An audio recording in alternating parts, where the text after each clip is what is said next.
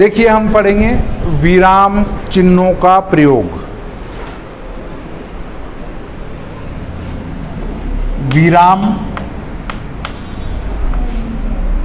चिन्ह,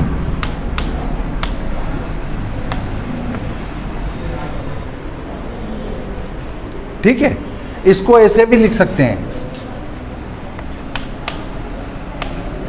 ऐसा लिखेंगे तो भी यही अर्थ होगा, ठीक। अब आते हैं विराम का अर्थ, विश्राम, रुकना, ठहरना। विराम का अर्थ है विश्राम, रुकना, ठहरना। भाषा द्वारा जब हम अपने भावों को प्रकट करते हैं तब हम एक विचार या उसके कुछ अंश को प्रकट करने के पश्चात थोड़ा रुकते हैं, इसे ही विराम कहते हैं। जैसे अभी मैं बोल रहा था, ये था, यहाँ रुका, वही विराम चिन्ह कहलाता है। हाँ आया, फिर रुका, तो ये रुकने के स्थान को ही विराम कहते हैं। और विभिन्न प्रकार की रुकावट के लिए अलग अलग प्रकार के विराम चिन्ह लगते हैं। कम रुकने के लिए अल्प विराम, उससे थोड़ा अधिक रुकने के लिए अर्ध विराम, और पूरा रुकने के लिए पूर्ण विराम होता है। और भी प्रश्नवाचक भी होते हैं, विस्मयादि बोधक भी होते हैं, तो उन पर भी हम विचार करेंगे। देखिए, इन विराम चिन्हों के प्रयोग के कारण भी बहुत भारी अशुद्धि हो जाती है। रोको मत, जाने दो, जो बोल रहे हैं वो मेरे को पता है, जाने दो। रोको मत, जाने दो। अब केवल विराम चिन्ह का प्रयोग हमने यहां से उठा के यहां कर दिया तो इसका अर्थ अलग हो गया, इसका अर्थ अलग हो गया, केवल विराम चिन्ह के कारण। रोको मत मतलब रोको मत, जाने दो उसको, और रोको मत, जाने दो, रोक दो उसको, जाना नहीं है, अपने पास ही बिठाए रखो, ठीक है।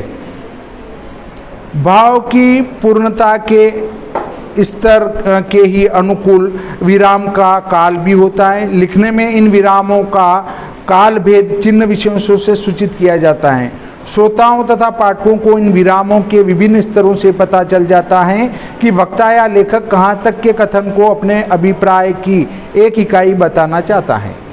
विराम चिन्ह न सिर्फ ठहराव को ही सूचित करते हैं, बल्कि किसी वाक्य के पदों, वाक्यांशों तथा खंड वाक्यों के बीच प्रयुक्त होकर विभिन्न भावों को भी संप्रेषित करते हैं। जैसे आतंकवाद क्या है, इस वाक्य में प्रश्नवाचक चिन्ह से कोई ठहराव सूचित नहीं हो रहा, इससे प्रश्न करने का भाव व्यंजित हो रहा है। अतएव इस तरह के चिन्हों को विराम चिन्ह कहना गलत होगा। हिंदी भाषा में निम्नलिखित प्रकार के चिन्हों का प्रयोग किया जाता है। इन चिन्हों को दो भागों में बांटा जा रहा है, विराम चिन्ह और मनोभाव या भाव चिन्ह। विराम चिन्ह कितने प्रकार के होते हैं? दो प्रकार के होते हैं। एक तो विराम चिन्ह और दूसरा आता है मनोभाव या भाव चिन्ह। ये दो भाग होते हैं। तो विराम चिन्ह लेते हैं। विराम चिन्ह में आता है पूर्ण विराम, फुल स्टॉप। देखिए, हम इतने समृद्ध थे कि हमें सब कुछ ज्ञान था। हमारा जो विश्व का सबसे प्रथम पुस्तक है, विश्व की अगर सबसे पहली पुस्तक कहें तो वो है ऋग्वेद है। और ऋग्वेद की भाषा इतनी क्लिष्ट है कि हम कह सकते हैं कि हम कितने उन्नत थे आज से हजारों वर्षों पहले भी। पर हम अंग्रेजी बोलकर अपने आप को विद्वान सिद्ध करना चाहते हैं। अंदर कमरे में जाना है तो भी मैं आई कम इन सर, अरे भैया हिंदी में ही कह दो, मैं अंदर आ सकता हूं। अच्छा रहता है, क्योंकि हिंदुस्तानियों को हिंदी पर गर्व होना चाहिए, मातृभाषा पर गर्व होना चाहिए, अपनी जो यहाँ की मूल संस्कृत है उस पर गर्व होना चाहिए। हम जिस भाषा का कोई वैज्ञानिक महत्व नहीं है उसको लेकर उसका प्रयोग करते हैं और सोचते हैं कि नहीं हम बहुत बड़े विद्वान हैं। कुछ भी विद्वान नहीं है, वो एक भाषा है।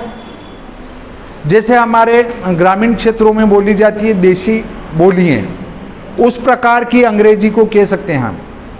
क्यों कह सकते हैं? क्योंकि उसमें डांट आता है बस। जैसे दिस इज माई बुक,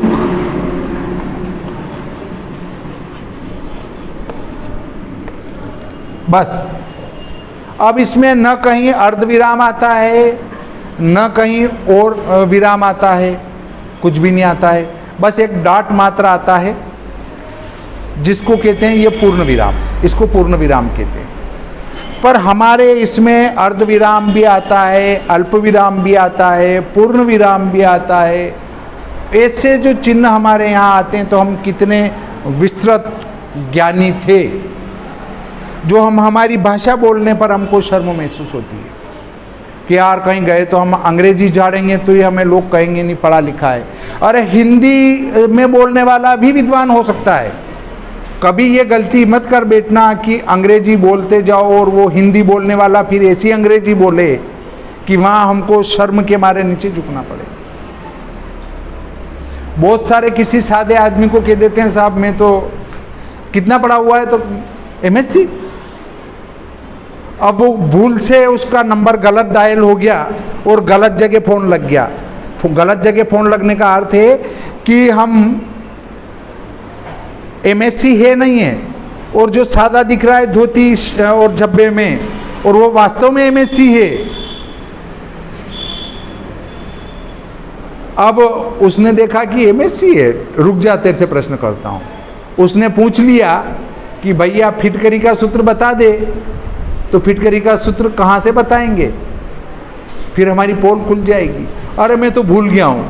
तो अरे तू तो एमएससी है, भूल कैसे गया भैया? एमएससी का अर्थ है तूने 11वीं में विज्ञान पढ़ी, 12वीं में विज्ञान पढ़ी, 3 साल स्नातक में तूने विज्ञान पढ़ी, और फिर तेरा फिटकरी का सूत्र कहाँ चला गया? हम कहेंगे नहीं मैं तो गणित में हूँ, और गलती से वो भी गणित में एमएससी हुआ, और कोई एक थ्योरम पूछ ली। इसलिए अपन जितने पढ़े लिखे हैं उतने ही बताएं तो ज़्यादा ठीक रहेगा। तो हम ज़्यादा विद्वान बनने के चक्कर में ज़्यादा बोल जाते हैं और फिर जगह नहीं मिलती है। तो देखिए इस प्रकार से आते हैं।